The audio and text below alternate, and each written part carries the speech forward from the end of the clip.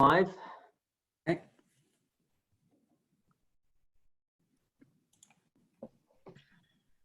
Good morning, everyone. My name is Garrett Sheehan. I'm President and CEO of the Greater New Haven Chamber of Commerce and Quinnipiac Chamber of Commerce. We have a panel of experts, chamber staff as well. They fall into both categories, and we'll get started in just a few moments. We'll let everyone log on here.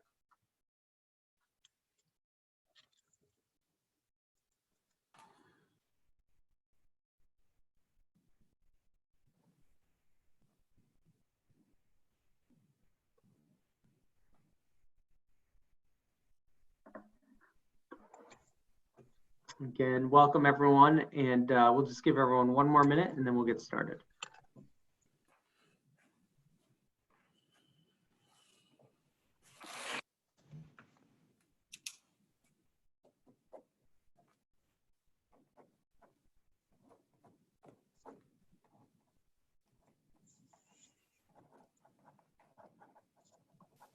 Okay, again, my name is Garrett Sheehan. I'm President and CEO of the Greater New Haven Chamber of Commerce, and we wanted to hold this session today just really as an open forum to answer questions that you may have.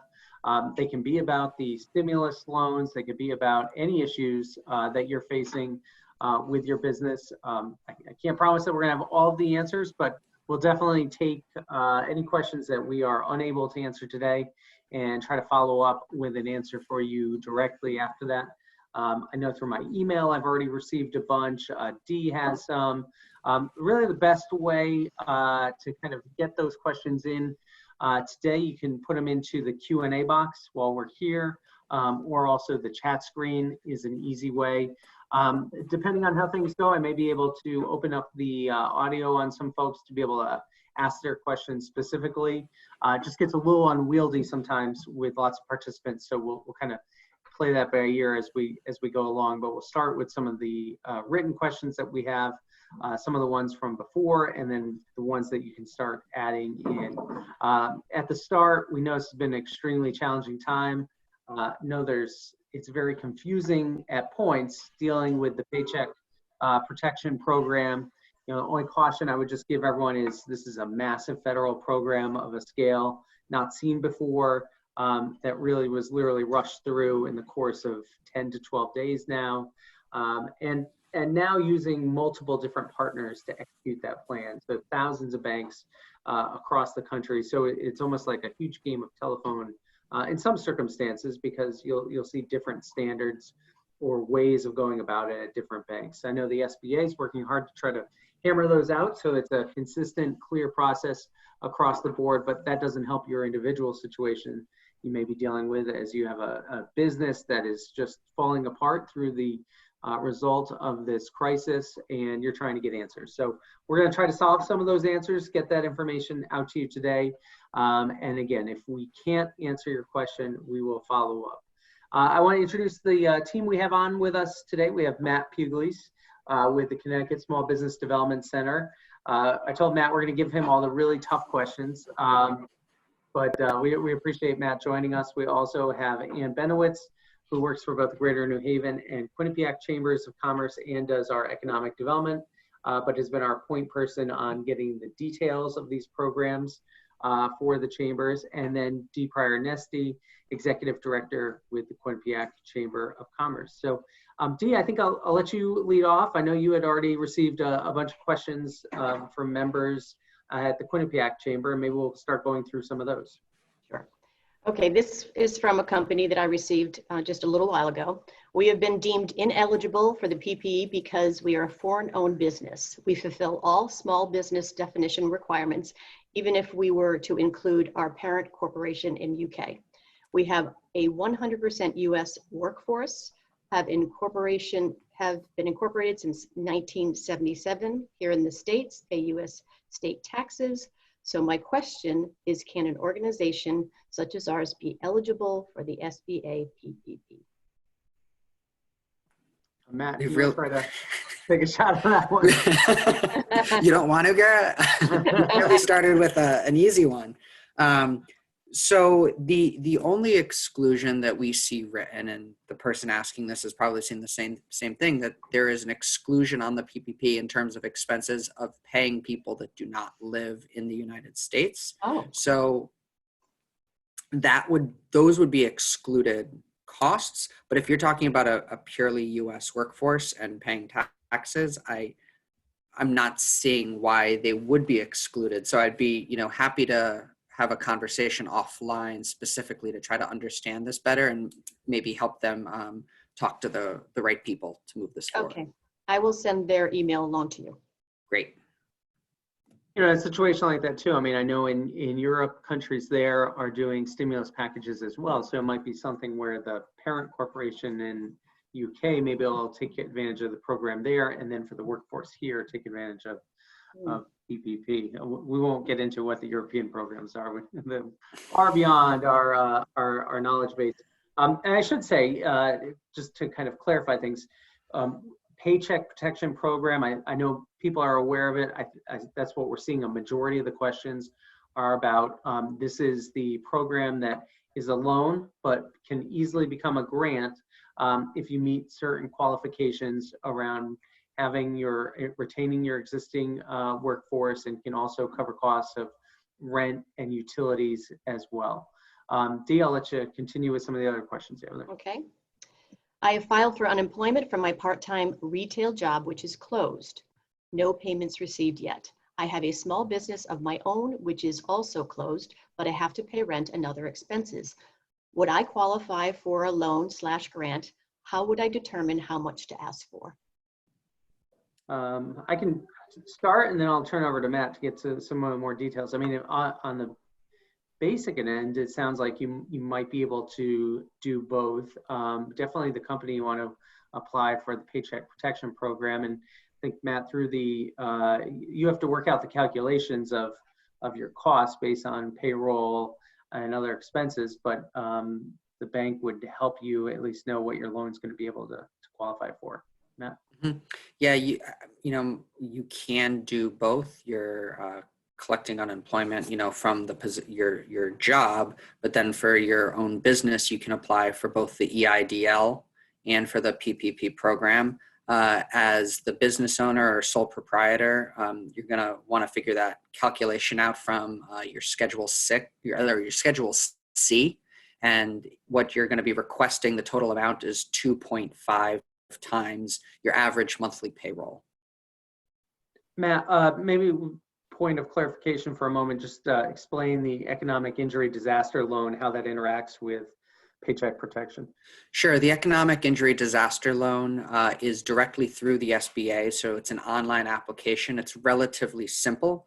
Under the CARES Act, they added the grant portion, so the up to $10,000 will convert to a grant if it's spent on eligible expenses, which include payroll, rent, utilities, and with the EIDL, which is different than PPP, it also includes expenses that you're not able to meet because of economic injury due to this current disaster. So businesses can apply to both programs. You can't use the money for the same expense. So the EIDL goes all the way to February 1st in terms of the period of time that it begins to cover. And the PPP program starts on February 15th. So you could use it for payroll in those 2 weeks in between, for example. It just can't be for the same expense. The EIDL also allows you to cover expenses that you're not able to meet. So, paying for supplies that you purchased for your business in advance, or during February that you didn't have then the income to pay for. You could pay those bills with the EIDL. Great. Thanks for clarifying that. Dee, back to you. Okay. Concerning the PPP loan, what information is added besides the payroll to calculate the loan? The loan I received from Liberty Bank asked for payroll at 2.5 times 2.5 plus the EIDL amount. I was under the impression that was a different loan. When questioned, the manager at the branch said just to add a figure for additional expenses to run the business. What expenses can be added? You talked about some of that, but it sounds like they're saying it's one loan that they're going through rather than two different. Yeah, I think that each bank and then each, as Garrett said at the beginning, this is a massive program that's rolled out really quickly, and for everybody, through this process, it's been a lot of education, and a lot of the details have been changing, and it's been a game of telephone. So I think it's really important that business owners look at the details in terms of what they need to have when they go in and talk, because you might encounter somebody that is not up to detail on all of the nuances. So the 2.5 times is supposed to give you the 8-week period, and it gives you the ratio for the eligible expenses for the PPP to convert to a loan. So you have to spend it on 75% of the PPP loan on payroll, and the other 25% can be spent on the other qualified expenses that Garrett outlined earlier, the rent, the utilities, and mortgage interest. Any other expenses, so if you pay some other bills for your business that are not in those categories, those would then convert to a loan at the end and would be at a 1% interest rate payable over 2 years. So you really just need to have that 2.5. Okay. Matt, question about the utilities. I've had a couple of people ask me if their internet qualifies as a utility for this. I would believe so, yes. Okay. Question here, and I'll go back to you in a minute, Dee, but I'll read through a few of the emailed ones I have. I applied for the EIDL, end of March. When can I expect to get a response and payment? Have you, I've had some people asking me, has anyone gotten their $10,000 yet? I haven't spoken to anyone. I haven't really asked the question, but I guess, Matt, are you seeing people receiving that $10,000 advance grant, and how's the process flowing for EIDL? No, we were just talking before we went live with this that this is the answer that we really don't like to give, which is you're not alone. This is where everybody is right now. We all on our team kind of cringed when we saw the language that they were going to be trying to disperse this money in 3 days from time of application, because we knew how difficult that was going to be.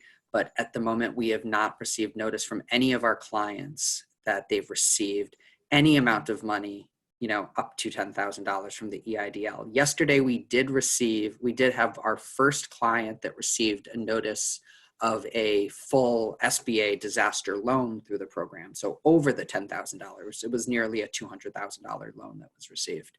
So, but that was the first actual letter from the SBA that we've seen any client received, and we've helped almost $20 million worth of applications at this point. So just kind of gives you some perspective. There was a similar question about the PPP loan. I did talk to some bankers yesterday. They were telling me that the first loans that applied on Friday of last week, they were approved yesterday and about to start receiving payments. So it does seem that and each bank is going to be different, but they're following the state and federal process. So, right now, and this is just a snapshot in time, it looks like about a week is the time frame that the banks are seeing. That could vary depending on your situation, and that's a week from a completed loan application. That's not started the application. There were still some outstanding questions. You have to get it all the way through. Yeah, and that's what we've seen as well, Garrett, with some of our clients.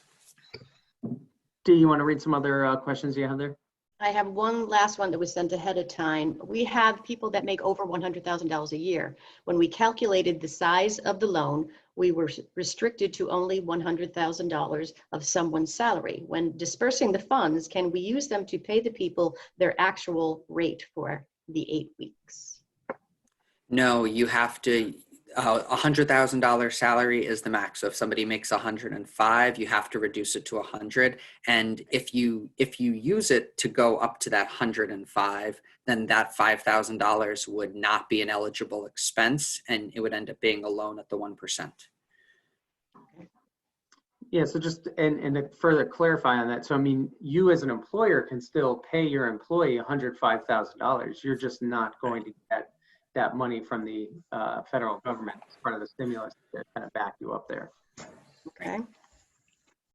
I know there has been some questions about troubles with banks in particular. The biggest one has been Wells Fargo, and I've been talking with the folks at Wells Fargo in the most general terms that I can put it. Because of the scandal that occurred several years ago, there were federal restrictions put on Wells Fargo. And so then that gets into an issue of how they allocate assets. So when they went into this process with the SBA, they were limited to just doing $10 billion of these loans for the Paycheck Protection. They maxed out on that in the first 48 hours. And it's been a real struggle, I know, for them internally, because they want to do a lot more loans, and they're having to tell their customers that at this point right now, they cannot process any more loans. So they're a very large bank. They have a lot of small businesses that can apply for this program. I know it's a real trouble for them to be telling their own customers you have to go to another bank, but right now that is the situation. It's something that they wish it could be different. But they also don't want customers to lose out on this money because of their situation. So, you know, if you are a Wells Fargo customer, you didn't get in that first tranche with them, you know, you are in the situation of having to seek out another bank to process the Paycheck Protection Program. There may be other people out there who don't have a bank at all. These are all going through the banks to get this stimulus, this loan that becomes a grant. You do need to go through a bank to get this. We've heard from many banks, not that they are not keeping away non-customers, but they are first servicing their existing customer base. And for you to get into that pipeline, many are requiring that you open a checking account. And the logic behind that is they just have a process that they go through, because you are, even though a lot of this will become a grant, you are a borrower. And there are certain stipulations that they follow, either whether it's internal rules or even some federal rules in getting to know their customer, things like that. So it may slow down the process if you are starting a new relationship with a new bank. I will say though that I'm not sure if it passed today, but already lots of discussion that Congress is going to add more money to this program. So, you know, there was a panic early on. If you didn't get first in the door, you know, could you get locked out? I wouldn't say delay, but definitely we're seeing that Congress is recognizing that the program needs more money, and the sense is they don't want to leave people out in the cold. So I say all that if you're stuck in one of those positions where either, you know, you're a Wells customer or another bank and you can't get that loan through them, or you did not have a banking relationship, you can do it. It's just going to take a little bit more time. You know, choose a bank that you know, that's local if you can. You know, it could be national too, whatever, but just someone that you feel comfortable with, and start a relationship there, and you can get through this process. I don't know, Matt, if there's anything else you've heard. Yeah, the only other thing that I just heard from one of our advisors this morning was, you know, as clients were trying to figure out, you know, how to navigate, you know, their banking relationships, you know, somebody realized, oh, my credit card is through, you know, a national bank, and they were able to go then approach that bank, but that's not where they were doing their business banking. So, you know, just look across everything personally and see where you might be able to move forward. That's a great point. Yeah, you may already have a banking relationship that you don't realize or are not thinking about in those terms. I'm going to start reading through some of the Q&A that we have here. Let me see. The first one is, I own a chemical manufacturing company in New Haven. It has been deemed essential. We're a few days from running out of hand sanitizer and Clorox wipes. Oh, good. So we wanted to answer some questions non-PPP. Every website I've been to shows they are indefinitely back ordered. Do you have any suggestions on where these can be purchased?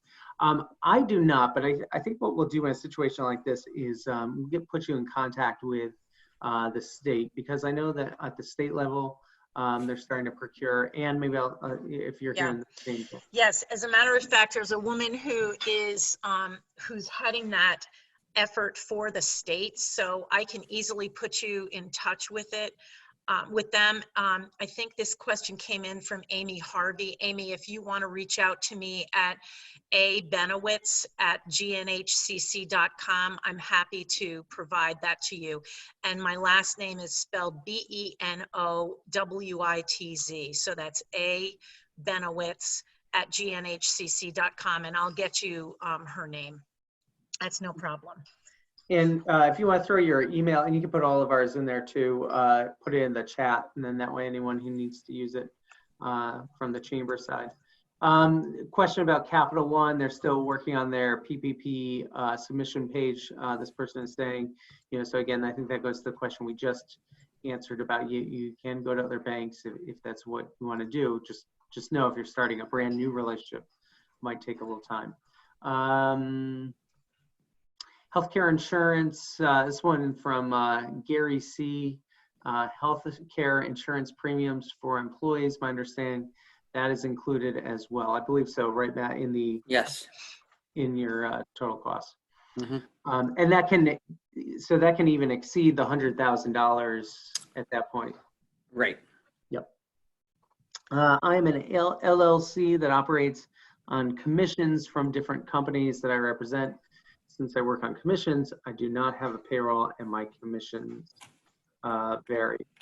I believe it's based off of that baseline of what your average payroll has been. But Matt, do you have a specific answer on those? Yeah, I think that the language is written for what we think of as the traditional business where you have a payroll, and I'm just trying to skip here. But for qualified payroll cost, it includes salary, wage, commission, or similar compensation, payment of cash tip or equivalent on the income side. So the commission counts. You're going to look at, as an individual, then as your own entity, what your payroll is your income minus expenses would then be the payroll number that you use to calculate. So you're going to look at your Schedule C for your taxes and use that number. So it's the income minus your expenses. That would then be the payroll that you take home. You take that, you divide by 12. There's your annual monthly payroll. And then you times that number by 2.5. And I just want to add to that, people have asked me, well, I haven't done my taxes for 2019, and you can use your 2018 Schedule C. Let's see, another question we had here, and I've heard a few people say this to me, because one of the things that if you already let your workers go, part of the PPP is bringing them back to make everyone whole. But what happens if your former employees are doing better on unemployment insurance than coming back to work? I think this is a kind of one of the challenging areas of this. Never had where you let your workforce go, and now to be best qualified on the loan, and this is the whole point of the program, is to get people back to work, even if the office is not open. I'm not sure what kind of position, and Matt, I know this might not be one either, what the requirement is on the employee if they are being offered their exact same job back, to be able to if they still can collect on that unemployment. If I would think that they'd be some ways disqualified, because as part of unemployment, you have to show you're looking for a job, that you've been out in the marketplace. There might be some requirements on that have to come back. Yeah, well, on the labor side and the individual, I'm not an expert there, but to the business side, the way that we understand the PPP program is that it's about payroll, it's not about people. So it's about restoring to the workforce that you had prior to the disaster. So you can, if person A doesn't want to come back to their job, you can hire somebody new in that position at the same level of compensation. That's really what it's going to be tied back to. And the other thing is on the back end, that there's not supposed to be a penalty for businesses that have laid people off and then are in the process of bringing them back. You need to show that by June 30th, you're back to your pre-disaster work levels. Yeah, and so as I think that through a little bit more too, the incentive for former employee is that they might lose their spot. You know, if they decide not to come back and you end up hiring someone else for that job, that means there's not going to be a job for them. And, you know, obviously unemployment's not going to last forever. But I think the individual also would run into some issues because part of normal unemployment is that you are supposed to show that you are looking for a job, that you're doing interviews and that. You know, if you were offered a position, your exact same position, and turn that down, that could end up, and again, I'm not expert on this, but that definitely could end up disqualifying you for unemployment benefits as an individual.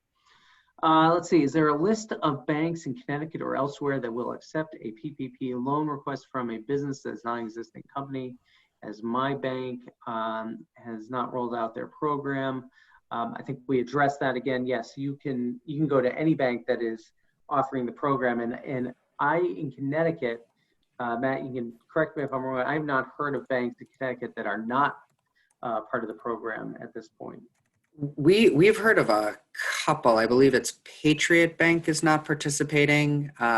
Newtown Savings Bank doesn't have a page. That doesn't mean that they're not. And we believe Essex Savings Bank is not participating. So those are a couple that we're aware of. I'm going to put into the chat queue a link to our website where we do have a list of banks that are SBA lenders that you could approach.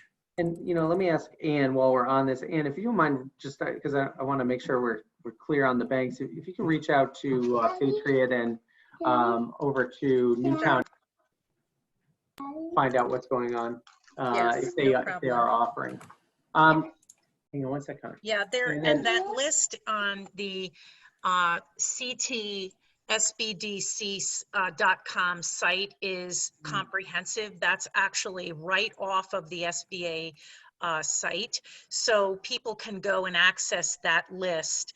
I see Ralph's question there. And Ralph, you can definitely go to ctsbdc.com and access the list of a full list of folks who are offering those loans. But the other thing is I will check out Newtown and Patriot and let you know if you write me and give me your email address. It does look like Newtown is participating is what we're getting. It just might be a little bit different process is what we're seeing right now. But Patriot, we can make a call over while we're on. And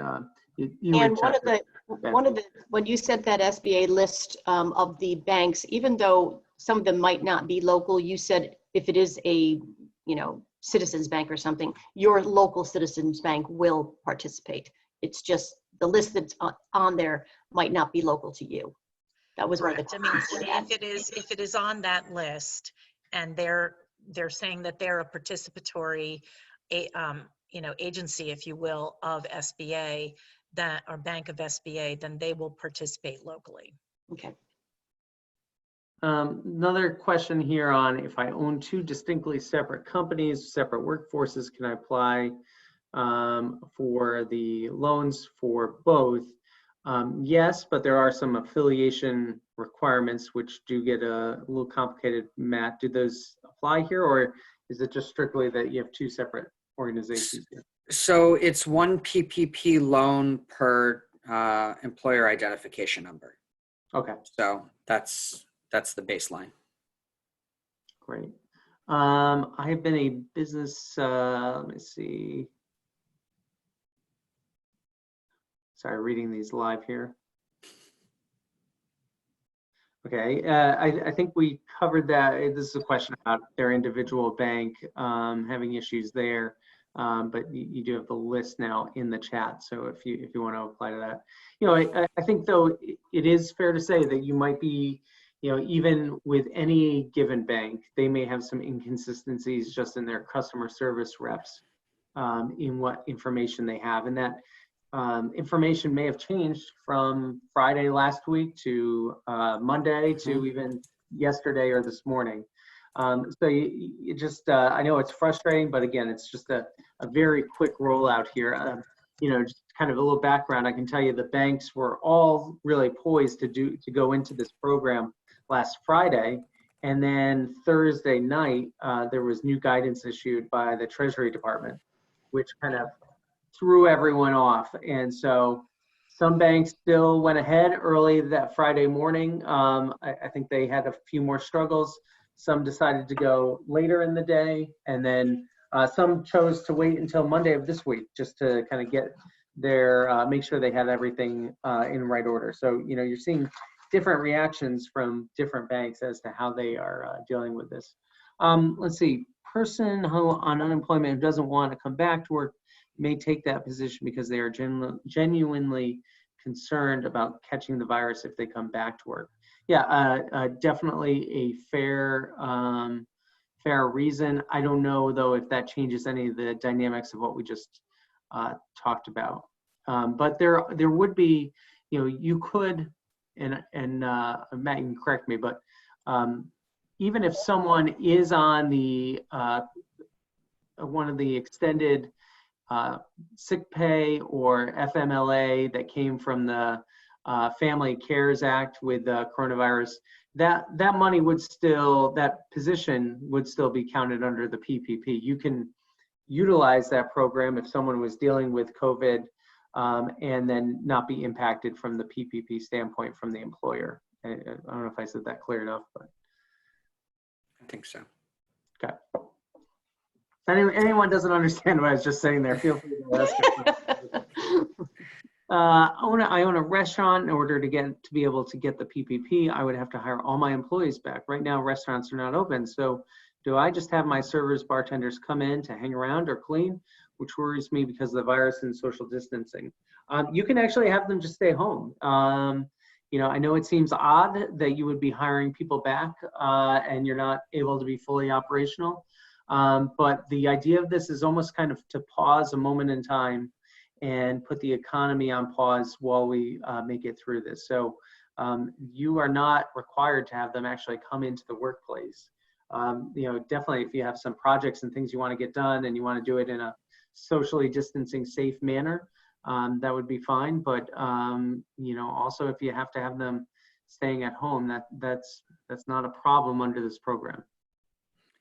And again, with the PPP, the idea is that you're bringing people off of unemployment, and the goal is to be back at full employment by the end of June. So if you've laid people off or you furloughed them and then you're in the process of bringing them back, there is a time lag here.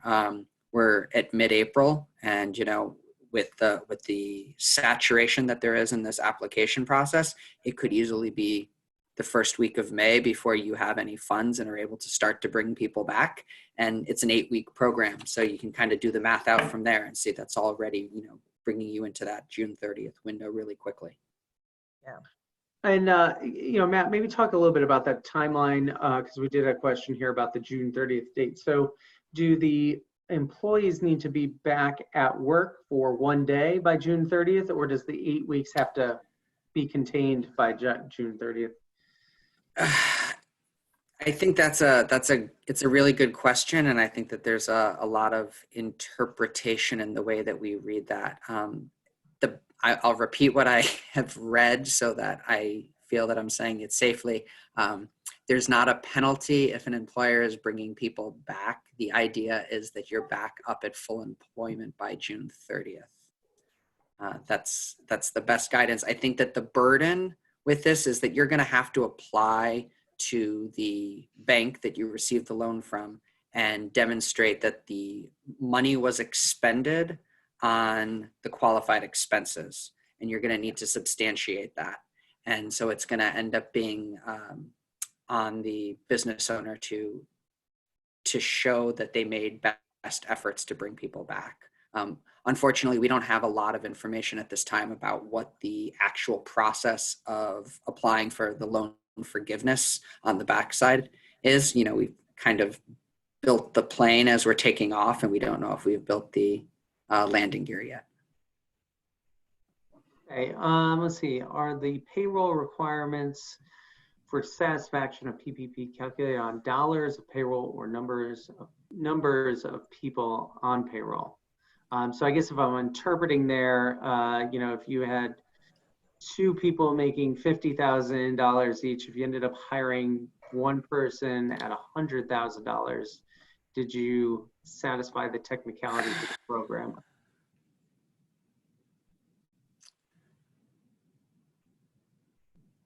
So it's calculated on numbers of the dollars, I should say, of payroll, because you're taking your total payroll amount. Some of the numbers that you have to pay attention to, besides 75% of the total PPP loan needing to be spent on payroll to qualify for forgiveness, you also need to have employees working at no less than 3/4 of their previous year compensation. So again, it's not linked to specific people. It doesn't have to be about, rehiring me. It has to be about rehiring the position, but then it would need to be at no less than 3/4 of what the position was compensated the previous year. So that is a technicality. You might be able to get away with a scenario like that, although under that second kind of stipulation, you could say that one of the employee positions was getting compensated at 0% of what they were the previous year, while another was above.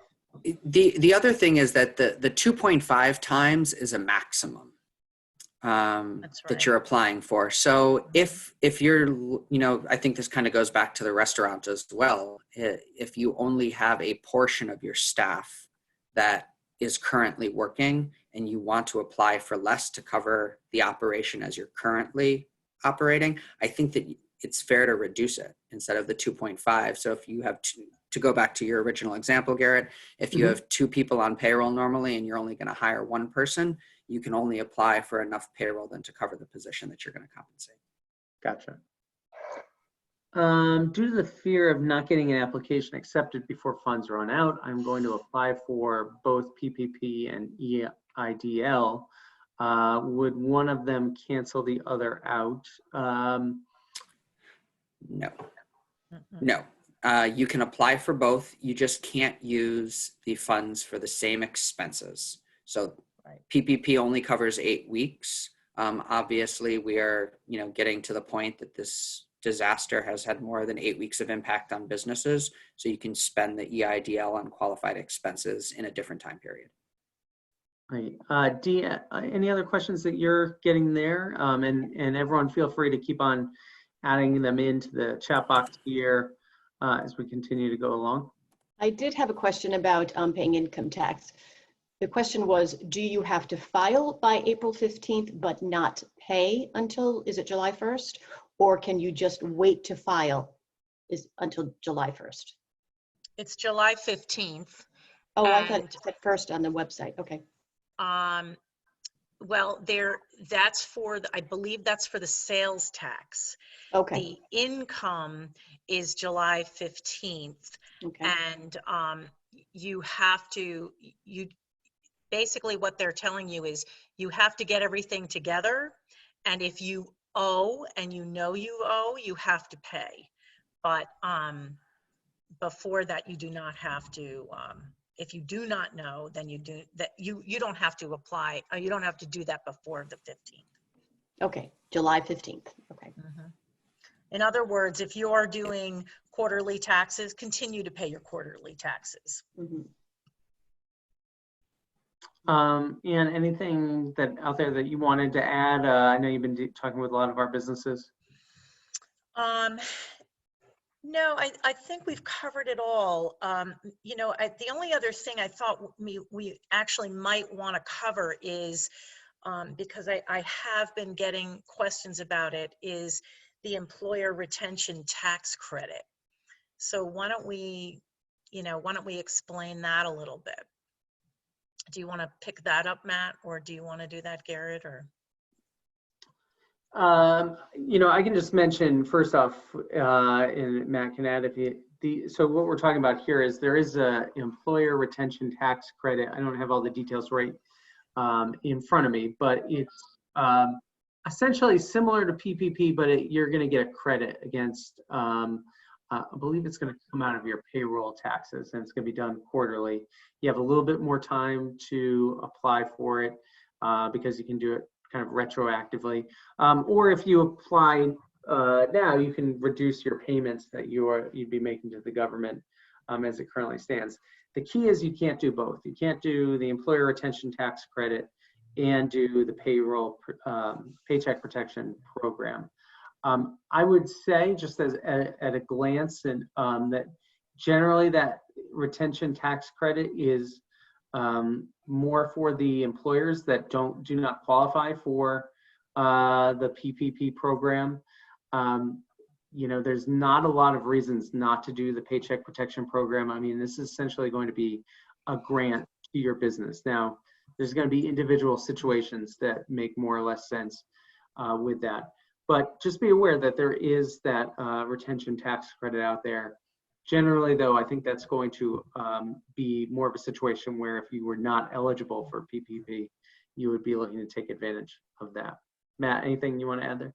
No, nothing to add. Good job. Okay. We should mention too, I think we've gotten into a nice role of understanding the social distancing rules that are in place from DCD and the governor. There were some changes this week, but those were not really new restrictions, but rules on just how to operate. And I think that's something that we'd heard from a lot of our businesses about wanting to have some guidance about what they should do with their employees who are still in the workplace and how to keep them safe. And what do you do if someone ends up coming down with the virus or someone doesn't feel sick? A lot around having employees check their temperature daily, really a lot of honesty, and asking your employees to, let you know if they're not feeling well, they should not come into work. And that's something we all can take to heart in everything that we're doing right now. But again, I will say, a lot of credit to the governor's office, governor, and DCD, because the rules do allow a decent amount of economic activity. Obviously, we're restricted in everything we're doing right now, but a lot of our manufacturers, other types of businesses are able to still work, and that keeps just even a small part of the economy going, and that makes a big difference.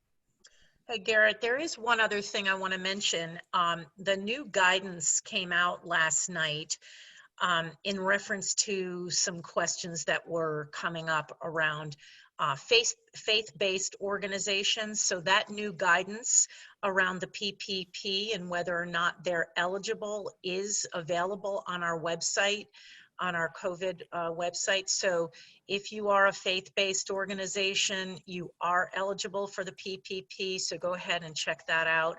I'm sure that's, Matt, have you all released that, or have you posted that on your site? If you haven't, it's on our site, but Yeah, I believe we do. I'm sure it is. And then we had a question here about an owner, if their pay, even though they weren't paying into unemployment, if their pay is covered as part of PPP. Matt, do you want to take that?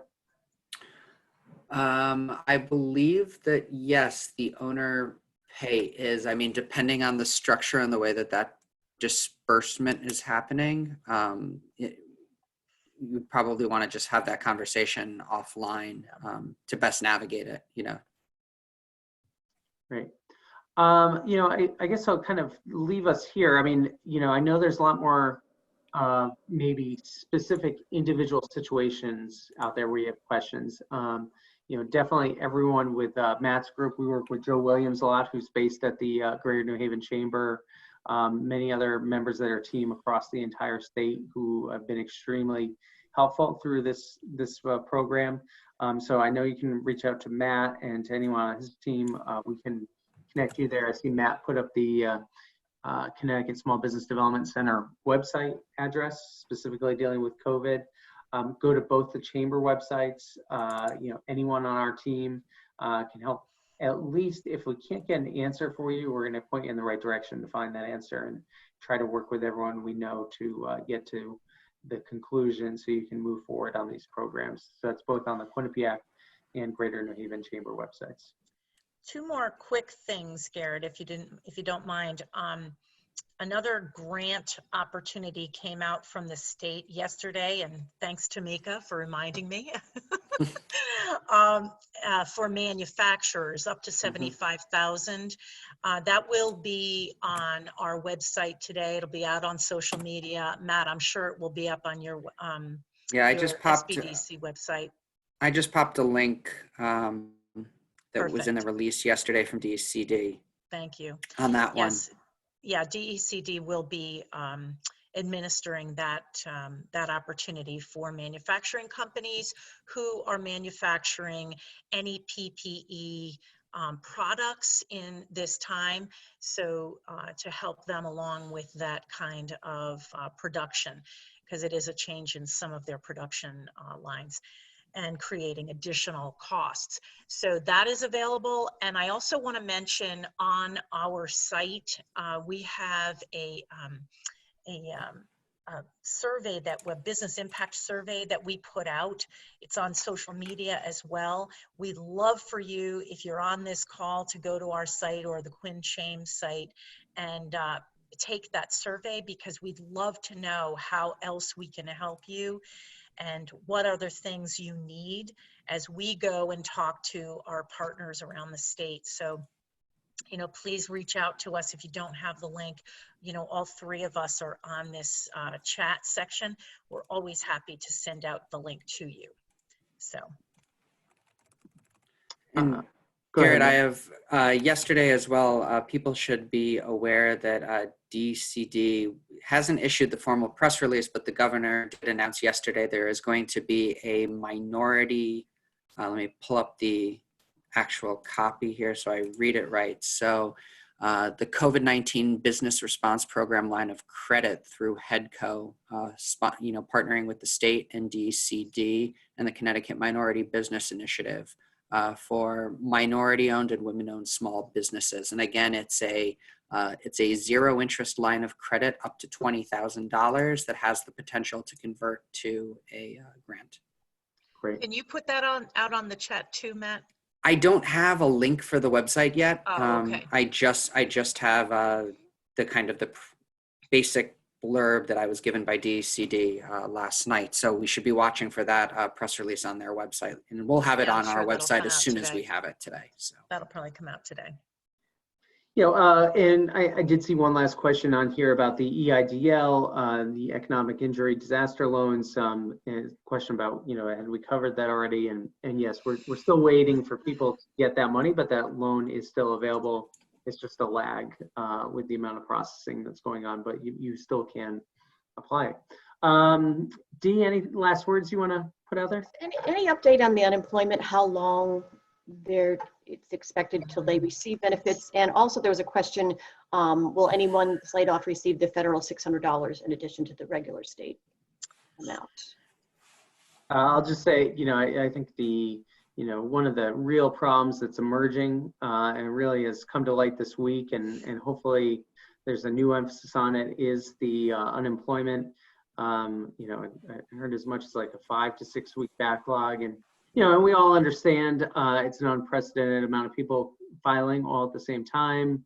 You know, not to mention that their office is dispersed and, you know, people not in the building. But we got to figure something out, because if you're out of work, that's a long time to go with no pay. So you know, we'll be pushing just as an organization that they, you know, find some workaround to get that money out faster. Mm-hmm. All right. Anne, any last words you wanted to add? No, I'm just putting out on the chat our business injury survey link. So I hope that came as a link. It doesn't look like it, but yep, if it you does. put that It did, into your browser, okay, great. If you Yep. put that into your browser, it'll come up anyway. But that is our business injury survey, and thank you for asking. We do definitely want your feedback, so please, again, fill that out if you can. It doesn't take too long. Great. Matt, anything you want to leave us with? Just the Connecticut Small Business Development Center, just like the Women's Business Development Center and SCORE, we're all SBA partners, so there's no cost to working with us. If you have individual questions on how to navigate applications, or, you know, the right program for you, what the trade-offs, the risks are for you, you know, your specific situation, so please feel free to reach out. Okay, Ian, if you could just, I think when you sent that, it only went to panelists, so I just have to adjust the address there on the survey. Matt, we really appreciate it. I guess I'll get one last question here someone had. any info on Connecticut's mandate to suspend your company insurance payments? I don't think there's a mandate to suspend your insurance payments, but maybe that there is some flexibility with the insurance companies if you need it. Anyone else have any information on that? Is that for health insurance? I would assume so. Well, there have been requests for health insurers to suspend payments. I have not seen, I think you have to call your insurance company and ask if that has been adopted, because every insurance company is going to have a different policy. Yeah, that makes a lot of sense. Okay, great.